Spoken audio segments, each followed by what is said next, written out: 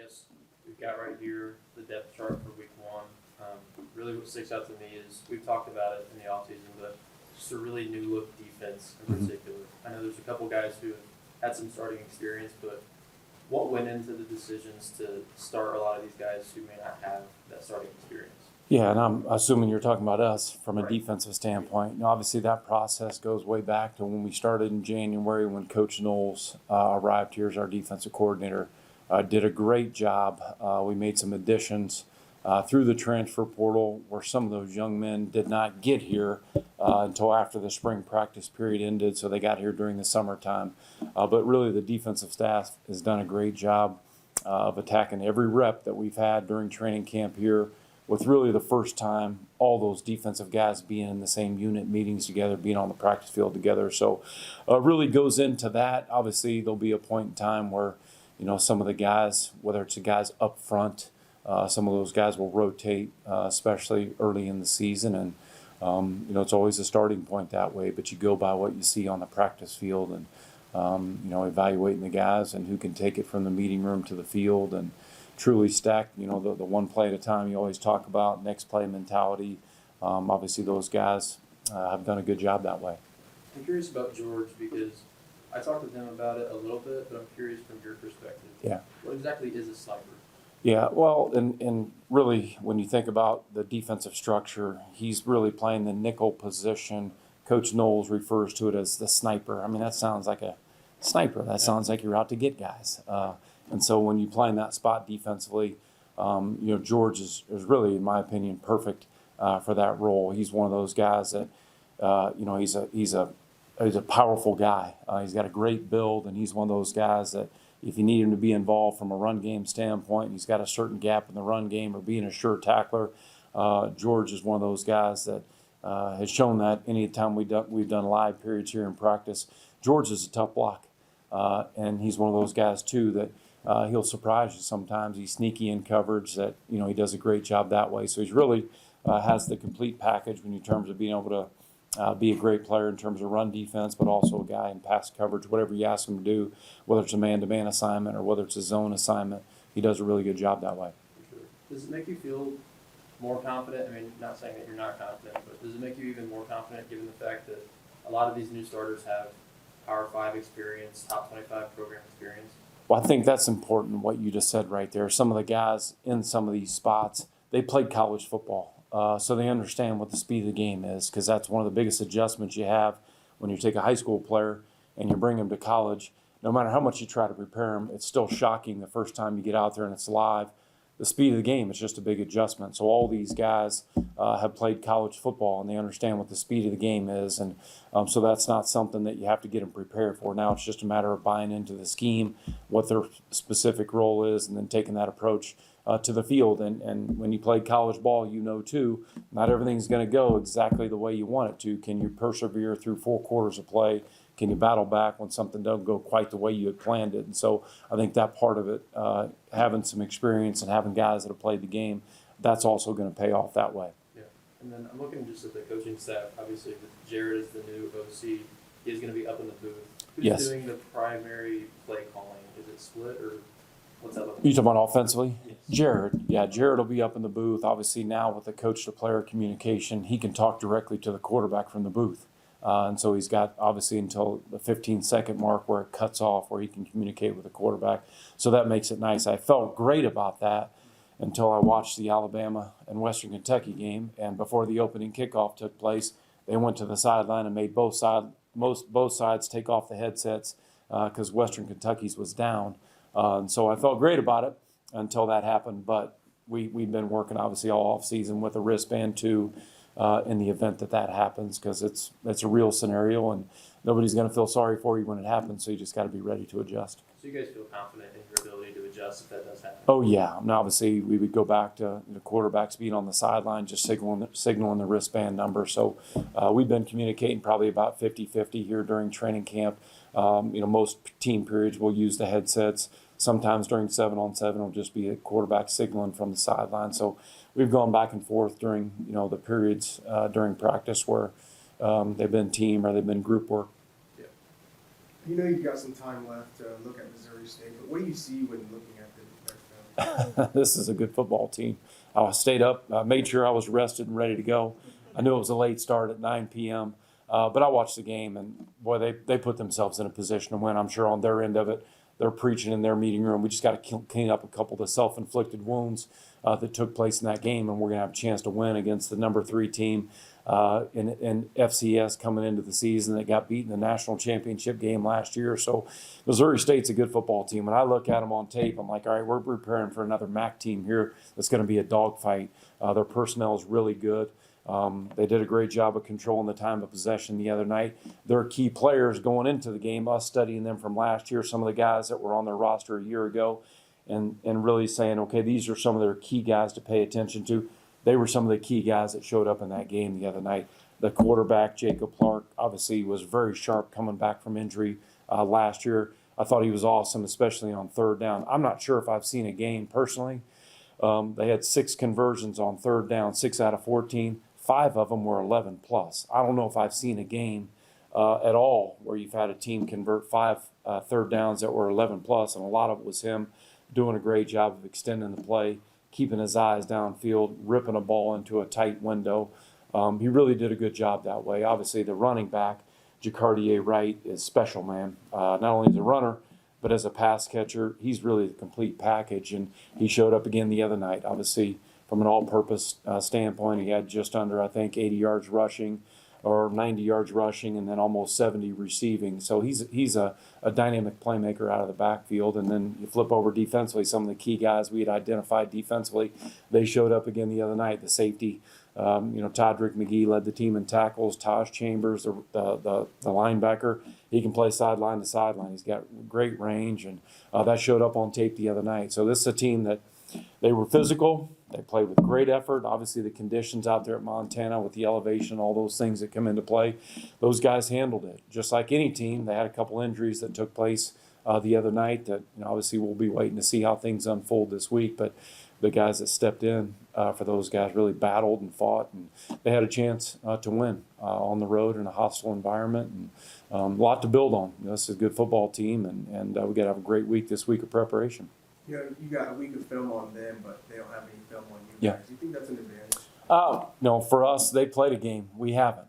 We had to watch all weekend, which was tough. But we've continued to grind and make sure we took an extra week and then some to prepare for Missouri State. And obviously, the head coach returns, and former defensive coordinator. So we felt very confident that both their defensive scheme, their offensive scheme would be somewhat compatible to what we've seen on tape a year ago.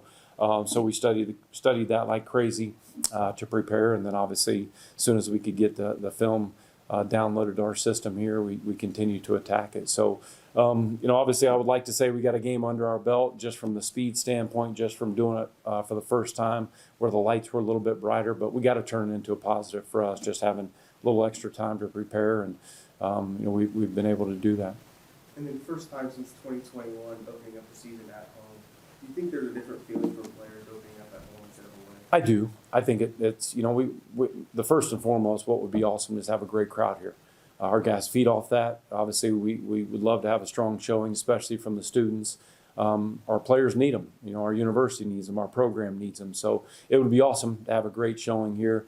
Obviously, it looks like the weather on Saturday, if it holds true, is going to be like a nice fall day. It's not going to be sweltering hot. So it'd be awesome to have a great showing out here. And then, we got to take advantage of that. Our guys obviously relish the opportunity to play here at home and in Schumann Stadium. And when the stadium's full and the students are here, it's an awesome environment, and that's what we're hoping for. And we're just going to continue to prepare one day at a time here and make sure we're ready for a good football team. Yeah, I know it's the 100th season of Ball State football. Is that something you guys have been thinking about going into the season?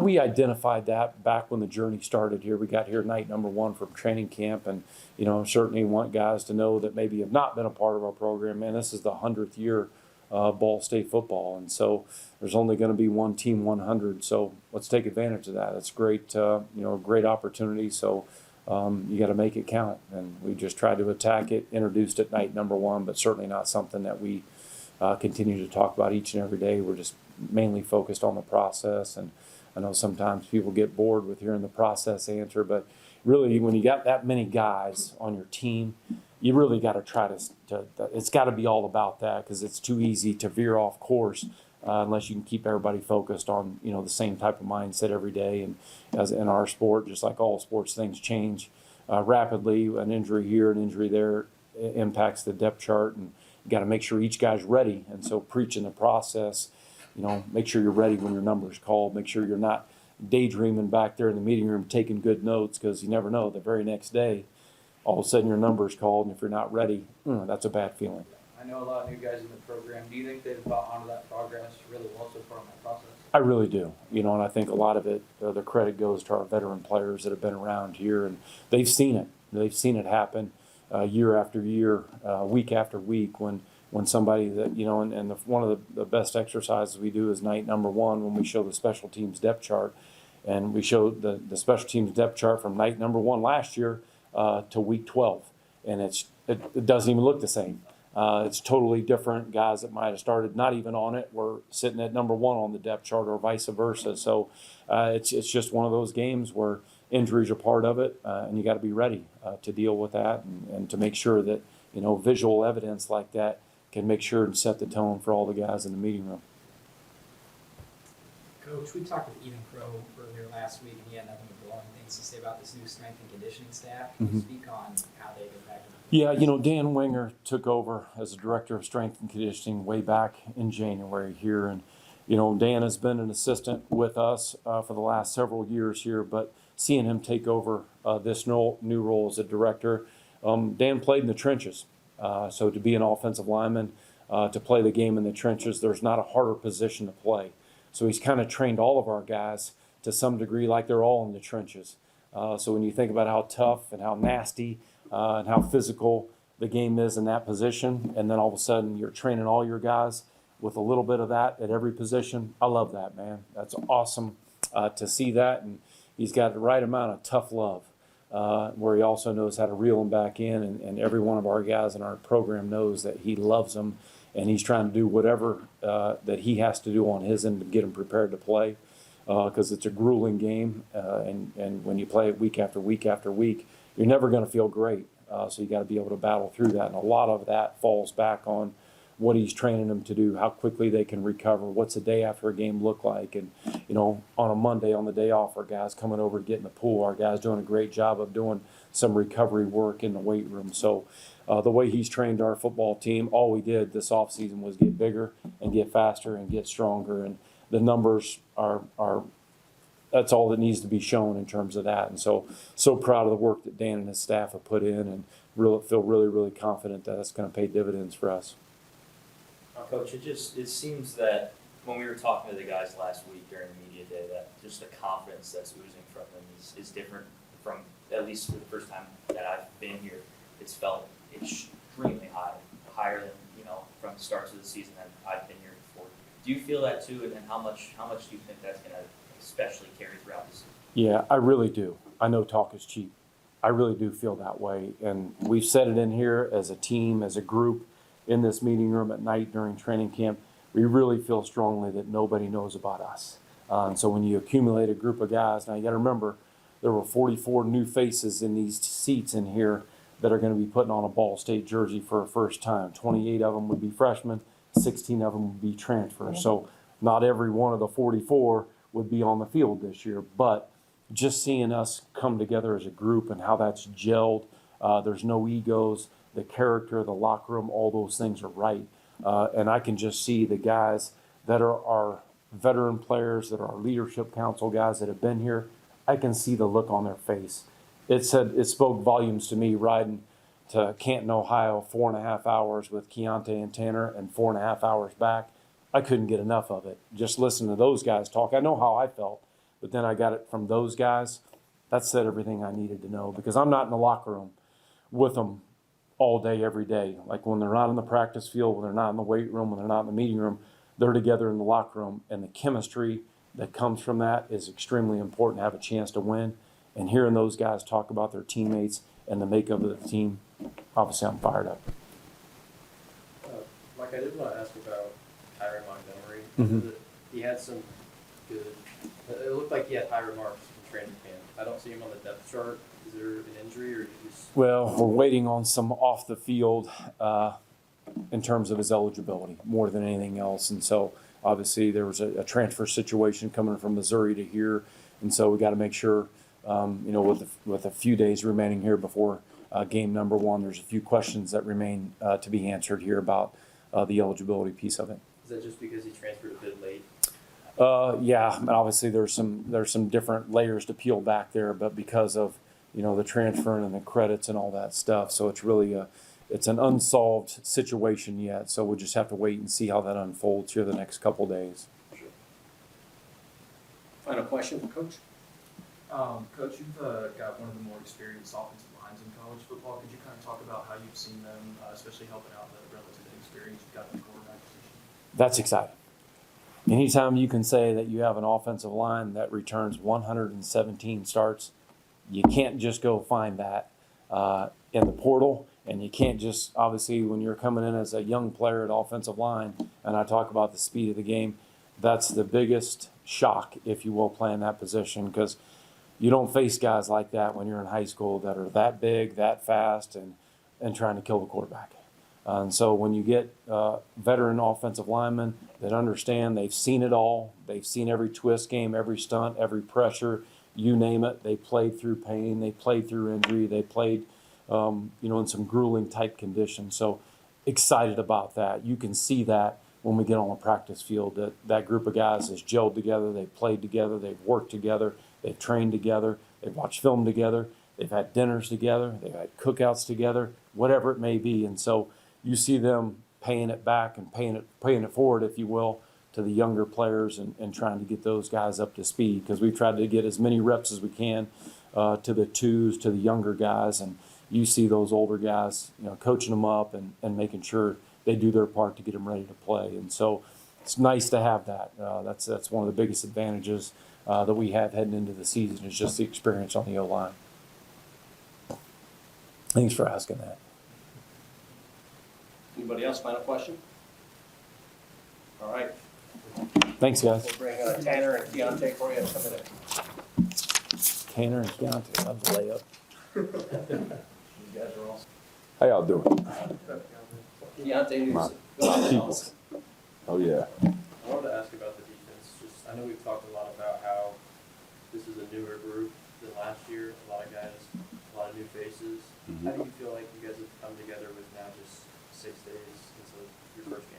I feel like we're starting to get closer as a unit, like starting to form more of a tighter brotherhood than we have, like leaving out the whole team, and mainly more, I'll say, with the back seven, trying to get more film with these guys in. But I feel like we're starting to play better off of each other, and communication's getting a lot better. So that's been exciting to see. I feel like you did say earlier in training camp that communication was a bit of an issue. Like you felt like there was a bridge that needed to be gapped there. How have you guys done that? Oh yeah, just taking advantage of the way we approach walkthroughs, like treating those walkthrough reps like game reps, like not going through the motions of doing all that stuff, and getting pre-snap communication communicated before it happens, and so when it happens, we'll know, and we can get it communicated at a faster level and get aligned and adjusted faster. So yeah, I think that took a major leap from the beginning of camp to right now. How has the defense adjusted to Justin Thomas' injury? Oh, that took a hit just because like the energy and the fire he brought to the team. Like he was a very passionate player, and he loved to make plays, and you knew he was out there on the field. So just like everybody getting up and taking over basically his role with the high player he is, and out of base, mainly out of his position, like Berger and Khalib and Dewine, because like them guys have been really lighting it up right there in that rush position and taking over from the absence, and glad to see that from those guys. And then, last year you guys were second in back in defense, and you take a lot of pride in that. What's the expectation for this season? First defense, and not just the back. We want to be the best defense in the nation, regardless of who we playing, who we're preparing for. Like we just want to dominate. How do you feel like you guys can do that? Just continue to make plays and do our assignment. Everybody has to do their 1/11th. We don't need heroes. We don't need anybody trying to do something out of the ordinary. Do your 1/11th, and all the plays they're gonna fall to you. And I think that's what's gonna separate us from everyone else in the country, because consistency is the hardest thing a human being could do. Is there a competitive switch that gets flipped on knowing it's game? I wouldn't necessarily say that because with football, you're preparing for the season all year round, and we talk about it a lot. Like with the time that you have here in football, you only get 12 guaranteed games, and you spend all year playing. I mean, not playing, but preparing for these games, and it's not even a guarantee that you'll get snaps in these games. So you get 12 games, and say you play 80 plays in the game. That time is nothing compared to all the other time in the workouts, the meeting room, and all that stuff. So I think if you flipping a switch on game week, you're wrong because you've been doing this the whole year. And for you just to have tried to flip a switch when the season starts is kind of like a slap in the face to everybody that's been working the whole year. Yeah, that's Mike. I know you said Missouri State's got some pretty offensive weapons. Just what did you see from film? I know it's early. Oh my goodness, they got playmakers in running back room, number 5. He is very fast. Like he's not that big, but so it's like lightning in a bottle. Fast electric guy. And then number 9, he jukes, running people over. He hurdling, making a lot of plays out of the backfield, catching passes and stuff like that. And that quarterback, he's a bigger guy, so getting him on the ground would be huge for us. And he extends plays a lot with his size, and he's very. I wouldn't say he's very mobile, but he can move. He's agile on his feet, and they got some receivers that go down and catch the ball as well. So just making sure we keep an eye on those guys, and we should be all right. I know Mike talked about what the offense would do if that in-home communication failed. Is there some backup steps that you guys are putting in place for the defense as well? Oh, we signal. We are, and then I like the signals more than the helmet communication anyway. So I'll probably be telling them to signal just so we can have that. Even if I can't get the communication to one side and we got some signals going on over here, then that's taken care of, and we don't need to have any mental lapses with that. So just having a hand signaler ready and prepared at all times is just the way we're going to take care of that if we have any problems. Do you think there could be any confusion in the first week with it? Most definitely, yeah, because been going through it with camp and stuff. Sometimes it'll cut out, maybe if I'm too far away, like on the opposite side of the field, something like that. But prepare for all that. We're just better than anybody, and I'm always ready for something to hit the fan. So I think we'll be all right when it happens. Yeah, I asked Mike too, it's the 100th season of Ball State football. Does it feel special being a part of that team? At first it didn't, but the more you get into it, it does, because it's a chance for us to be special. This is a whole, not a whole completely new team, but we got a lot of new faces and a lot of people that don't necessarily know what Ball State football is all about, coming from wherever they came in from previously. And I just think getting back more into the history of the thing, and then showing the different plays and all that stuff that Kevin Messenger been getting set up for us, and just taking pride in this team and showing it's a new face. This is Team 100 for us. So I think it's special to me now. As Do you think at that first you it guys wasn't. have bought in pretty well to the culture around here? Almost definitely, and it was quick because we all. It's easy to do that when you treat it like a brother, and it's not like I don't know if they like me and this, that, and the third. Like, you come in, you're a family. We newcomers, they get introduced. You got to stand up and say, "Hey, I'm so and so from this school, and I play this position," and everybody already looking at you. We do drivers, and then you got people like me. I'm gonna come up and talk to you and make sure you're all right every single day. I don't care if you're smiling, happy, or you sad, moping around. So just being in the brotherhood makes that, I feel easier to do. And guys come in Bible study and tell us you people make this easy for me because y'all welcome me in with open arms. So yeah, I think they did buy into that pretty well. Yeah, pretty quick too. You talked about kind of learning what Ball State football is all about, and how at first being a part of this team, or Team 100, wasn't something that you really thought about, and then it sunk in.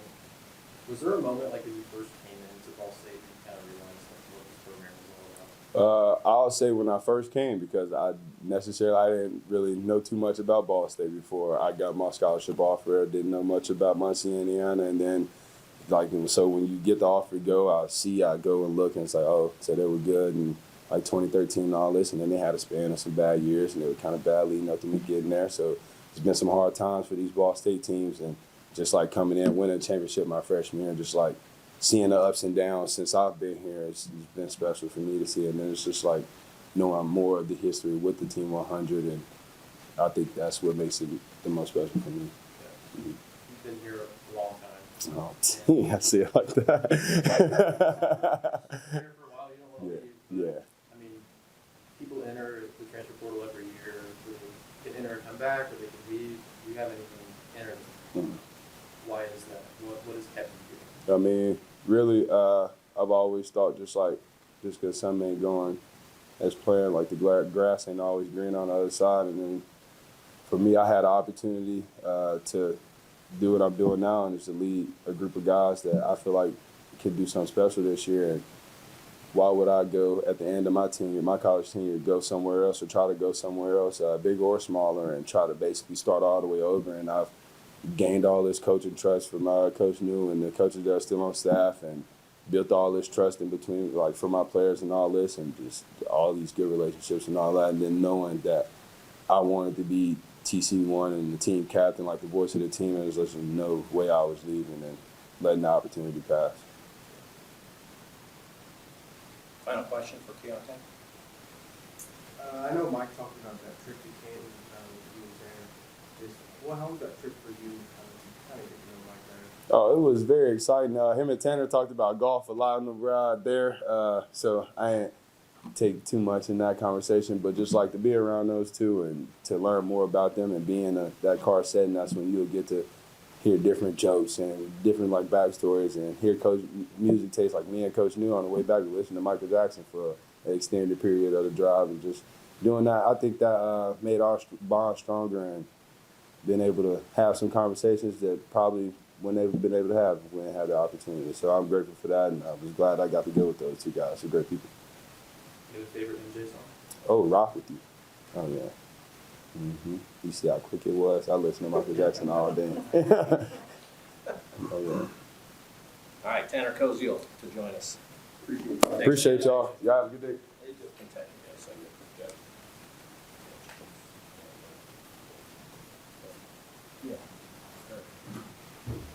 Yes, go ahead, start. So, What's going on? I was just wondering, I know that like you've started here every year you've been here, but when you like see the depth chart in print or online and you're the starting tight end or you're the starter at your position group, like does that feeling ever get old? Honestly, that's an interesting question. I would say not old, but just an honor. Like I understand that there's so many kids out there that are either injured or they didn't get the opportunity to do what I'm doing. And it's just I'm so blessed that God gave me this opportunity to play, like be a starter and be a part of this program as I am. And I'm so grateful for it every day. I understand that not everyone has the opportunity to play as much as I do, and I just thank God for it every day, honestly, that I could play as much as I do. So that is something that you like consciously feel and think about like every time you see your name on the depth chart as a starter? Yeah, all the time. Every time I know I have the opportunity to play tomorrow, I'm thankful for it because not everyone does. We saw it in camp. You see it with a ton of players in the NFL. Like you never know when your last snap is. You never know when your last practice is, or even your last time in the locker room. So I'm truly am grateful for every day. How confident are you with Jared now being the OC? I mean, I'm sure you two are close. Being the guidance coach your whole time here, and now he's calling the plays. What's that confidence level with you? It's just I trust that man more than anyone else. He's going to be.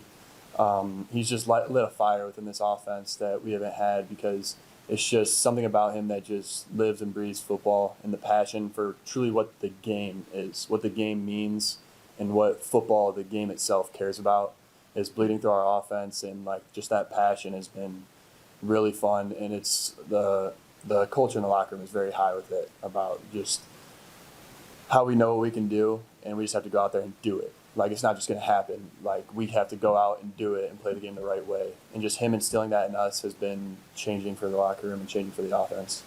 And then just the big thing for me that sticks out with the offense is you at the starting tight end, but Ty Robinson and Justin Noah get starting wide receiver. I mean, they're both tight end size. Oh, yeah. I mean, they're tall enough to play the position.